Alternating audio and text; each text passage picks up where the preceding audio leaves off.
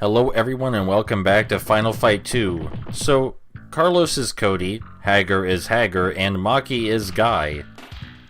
And that's, just like with Hager, there's not much else to say about Maki.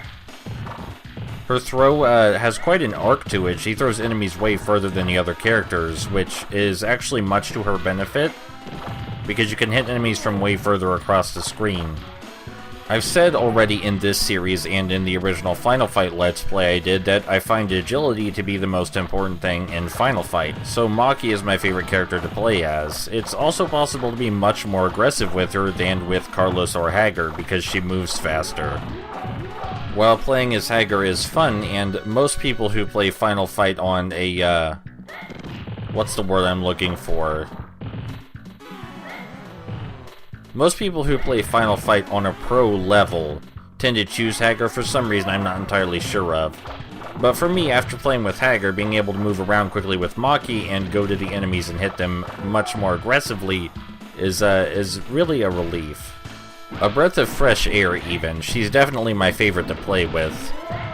This level mostly takes place in a train yard and on a train, and we can already see who the boss is going to be by looking at the side of the train right there. It's obviously going to be some kind of circus performer, probably a clown. That's usually how it goes. As much as I would like to detail what strategy I'm using for Maki and with this stage, I really can't, because when I'm playing as Maki, that's about the most mindlessly that I play Final Fight 2. Just kinda settle into a groove. Obviously, her faster attacks mean she has a much easier time of intercepting characters like Andore and Elec when they run at you. I still wouldn't bank on that all the time because even though it's possible, it's still much easier to go around them or jump kick them or stand diagonally away from them. Those are definitely safer. This level is notable for having what I assume is a janked up remix of the Peter Gunn theme. I don't know, maybe there's some association between Peter Gunn and train yards or circus performers that I'm unaware of. By the way, you might not have noticed, I wanted to see how long this could go without me talking about it, but this is the point in the game where the enemies start getting a lot more health. In particular, the Andore fights seem to take a really long time. Adding the extra health to these enemies doesn't make them any harder to deal with, so it's a little bit frustrating. On normal mode it's still bearable, even if you'll probably be out of patience by the final stage. As I was saying before, these flames don't take up a whole plane, but they almost do, so it's best just to pick one. So now it's time to fight the boss, and he's a real jerk. Not particularly unfair, but he's definitely a jerk, and he probably caused a lot of people to rage quit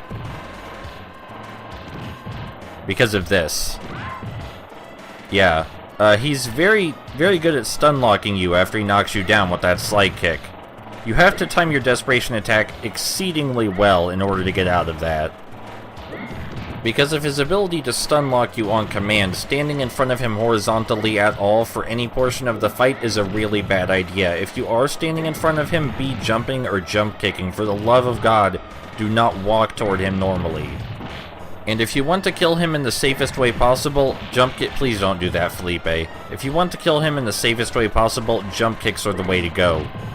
I guess there's an argument to be made that throws could work too, but they're so much more dangerous, especially with how fast Philippe moves, and you've seen how much damage his grab does. It's a very large amount of damage. So my general strategy for dealing with him with any of the characters is to jump attack him, move back against the wall, and jump attack him again when he runs toward me. If he's a smartass and tries to come at you from above or below, it might be safer to grab him. But if you're going on the offensive to grab him, that's a really bad idea.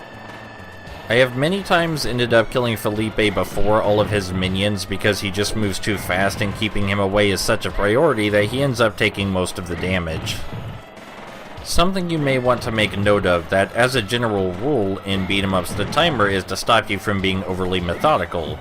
But we are being incredibly methodical with Philippe here, and this is a very slow timer. I believe someone already said it is the sleepiest timer they've ever seen. And you'll see just how terrible this timer is much later. Or not much later, like 2 levels later. But the timer does nothing. It shouldn't even be there. I would say it's just there for appearances, but that's really stupid reasoning. Please don't put a timer in your game just because it's something that you expect the genre to have. Oh yeah, and Felipe uses his traveling circus to smuggle weapons and drugs to Mad Gear or something like that.